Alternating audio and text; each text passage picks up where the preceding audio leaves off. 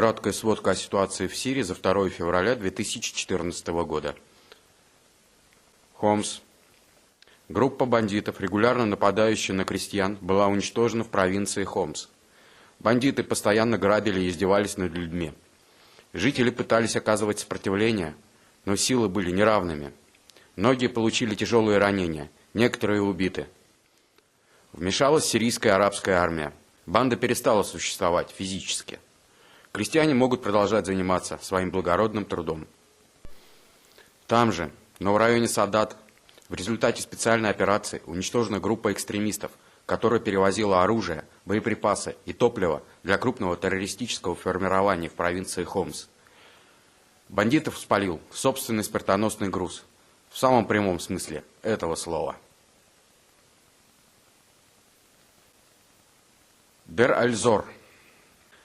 Группировка террористов атаковала участок автострады, соединяющий Дель-аль-Зор и Аль-Маядин. Попытка захватить и контролировать важную дорогу не удалась. Армия сдержала натиск, нанося огромные потери бандитам. Провинция Дамаск. В провинции Дамаск обнаружен автомобиль под завязку, набитый взрывчаткой с дистанционным способом подрыва.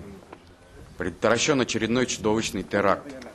Бомба на колесах была предназначена в первую очередь против мирного населения, очередной попыткой запугать, посеять панику и показать собственную силу. Не удалось.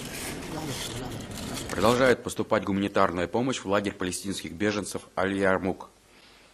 Несмотря на это, боевики, которые пока еще находятся на его территории, продолжают активные действия. Очевидцы рассказывают, что бандиты зачастую устраивают перестрелки, отбирают продукты и товары первой необходимости. Тем не менее, помощь оказывается. Эвакуируются больные и раненые. Оказывается первая медицинская помощь. Помощь персональная. Сирийское радио и телевидение ежедневно оглашает списки нуждающихся, которые могут ей воспользоваться. Григорий Нестеров, Андрей Филатов, Виктор Кузнецов, Марат Мусин. Агентство Анна Ньюс. Сирия.